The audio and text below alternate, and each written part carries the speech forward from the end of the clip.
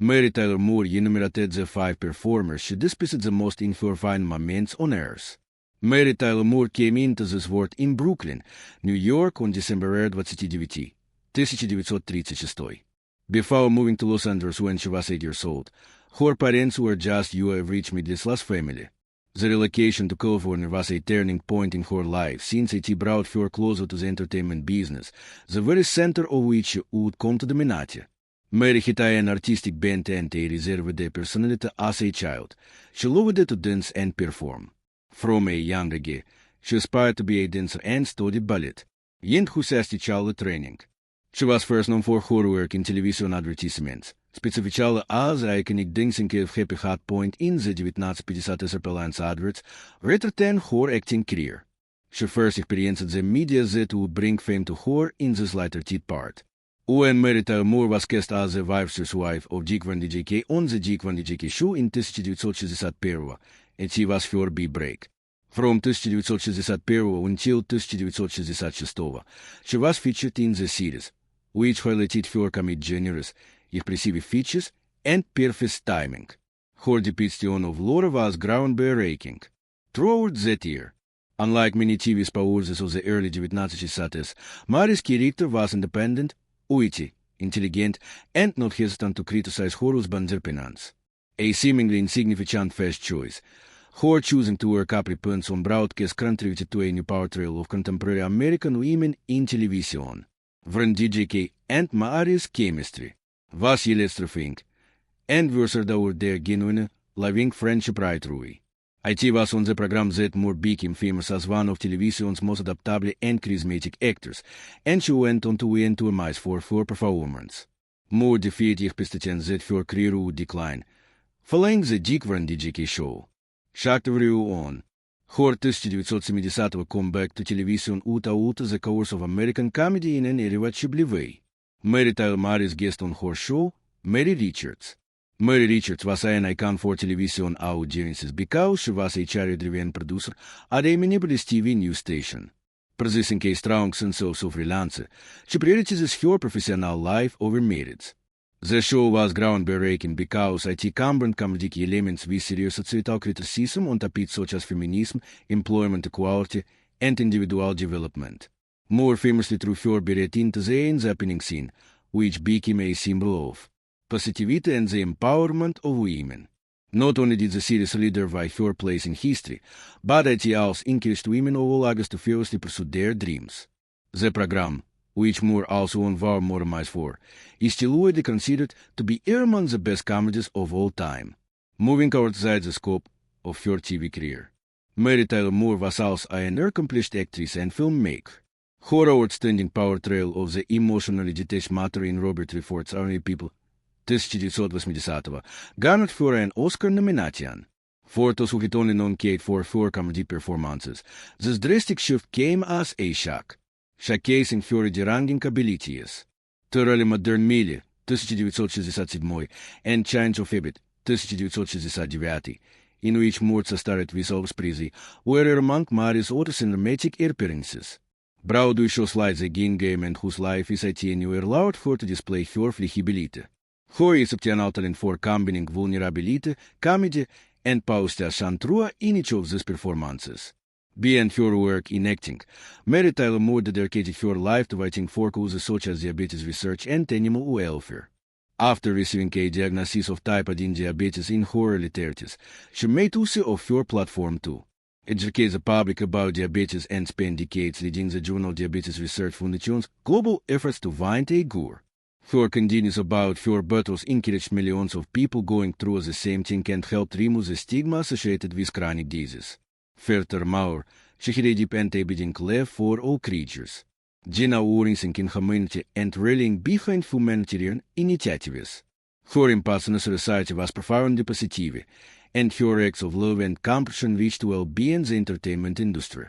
Marriages were a wound into Mary Tyler More's personal life, which was just as interesting as her extraordinary career, and they mirrored the various phases of her personal and professional development. Entertainment artist. She was married 3 times, and each of those announced had a unique impact on her personal life, career decisions, and her offshoring reputation. At the tender age of 18, she tied the knot with Richard Mere, her first husband, in 1955. At that time, she was still hoping to make a big in the entertainment business. Mary sought security from Mere, who was much older and had a career outside of show industry during her unsure early years in Hollywood. Richard Mere Jr. was born to the happy couple in 1956. Being a mother at such a young age was an incredibly happy and overwhelming experience, as Mary frequently maintained. But her career really took off in the 50s and 60s, when she made her television debut and landed the role of Laura Petrie on the Digvan DJK show. Celebrity, parenting, and individual aspirational stresses. That so plays marital harmony. Despite maintaining amicable relations, that so plays marriage ended in 1962 with a divorce.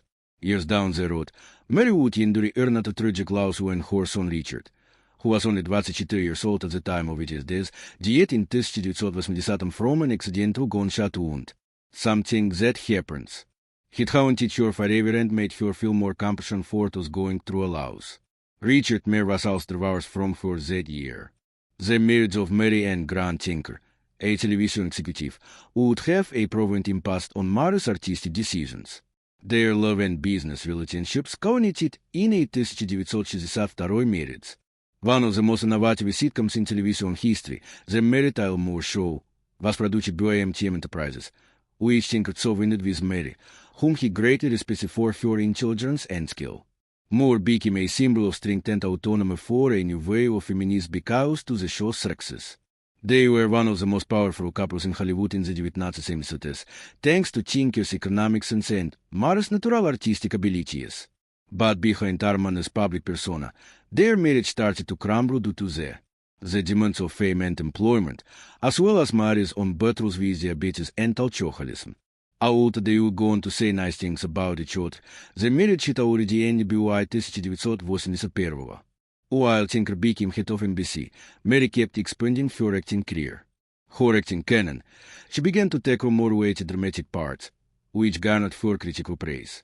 Mary rekindled her love life with Dr. Robert Levin, a cardiologist 16 years her junior, after devoting a number of years to her health, profession, and personal rehabilitation. In 1982, they crossed paths when Mary's mother was treated by Elaine and there. Swiftly, the connection blossomed into a very caring and understanding partnership. They tied the knot in 1983, and her third marriage was the strongest and most stable of her life.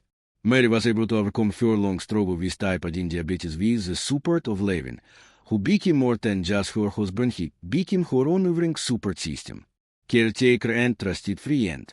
Away from the spotlight of Hollywood, the couple created a tranquil life for themselves, splitting their time between New York and Connecticut.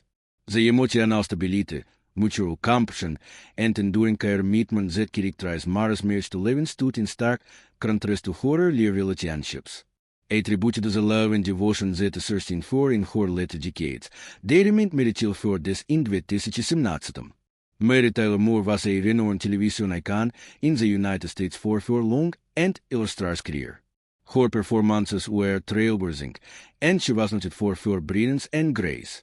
From the different DJK show to the Mary Tyler Moore Show, she brought an air of professionalism and friendliness that became famous all over the world.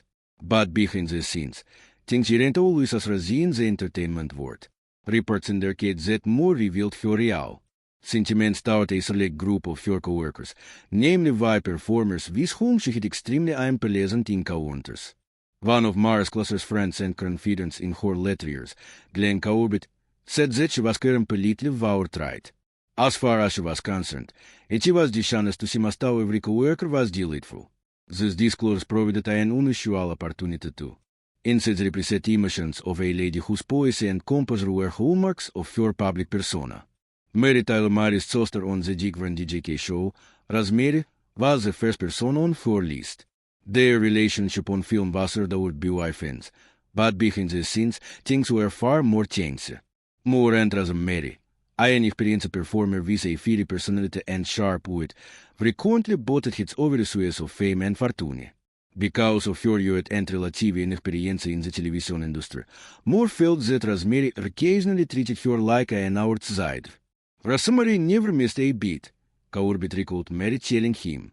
I an opportunity to bring to the attention of those who have been on the entertainment scene for a longer period of time. Moore acknowledged that the environment was stressful and competitive, especially in the beginning seasons of the show, despite their professional connection. Their working dynamic became marginally better each time, but the frost never melted entirely.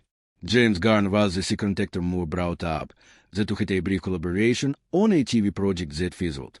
Moore told Garner content unapproachably, despite the fact that he was much respected for his lighthearted charisma and rugged good looks. Mary expressed her admiration for his skill, but felt his cynicism got in the way. Courbet revealed that she found his scathing comments about the industry and its members offensive. Moore felt that Garner's carefree attitude went too far in showing disregard for the profession, since she took her work seriously.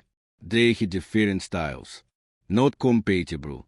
In contrast to her light-hearted, impromptu personality, she was meticulous, exacting, and detail-oriented. A bitter task persisted for a long time as a result of the temperamental clash.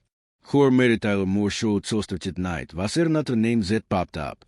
The way night depicts the overly arrogant but affectionate outdated Baxter brought him celebrity and critical acclaim. His personal life was far from idyllic. Mary once told me that he could be incredibly moody, he remarked. He took criticism very personally, and she often had to walk on eggshells around him too. Their partnership on the job was characterized by regular conflicts regarding the interpretation of characters and the delivery of scripts. Despite their mutual admiration for one another's abilities, Moore revealed that she frequently felt weary after spending days mediating the fears and anxieties of the night. However, she maintained an air of professionalism throughout, and viewers had no idea that there was animosity between the two of them. The Night Sky. Richard Chamberlain, with whom Moore starred in a Motherford drama early in her career, is a far-reported individual with whom Moore had difficulty. Moore thought Chamberlain was too egotistical and uncaring toward his family's stars, despite his reputation for composure and charisma. Mary told me she saw understand how Richard made everything about him. According to Courbet, whenever she would suggest a scene, he would dismiss it as unimportant. These kinds of things hurt a man's pride during a time when strong family characters were undervalued. More so in Chamberlain the stereotypical haughtiness of the Hollywood guy of the status and same status. Moore finally brought up Dick Van DJK's name, but he did so out of irritation rather than malice. Although she had great admiration and affection for Van DJK as a musician, their collaboration wasn't always as fluid as the audience thought. Although Mary told me she loved Dick, she and Dick didn't always agree. Courbet showed that he could be utterly affable one second and utterly distant the next. Uncomfortable working conditions were occasionally caused by radicalized alcohol battles in the 1960s. Mary's sister was unreliable or preoccupied, and it was hard for the extremely professional Moore to handle. Regardless of the obstacles, she always kept her emotions in check, letting their creative connection shine through. The initial animosity subsided into mutual love as time went on, and Van DJK thought fondly of her in subsequent interviews. Admiration. After thinking about these talks, Glenn Courbet stressed that Moore was being honest when he criticized, rather than spiteful. Mary was not an evildoer. According to him, all she was an honest, disciplined person who respected, but when she failed to perceive it in other people, troubled her. Her introspection shed light on the challenges encountered by a trailblazing Hollywood woman rather than any enmity between them.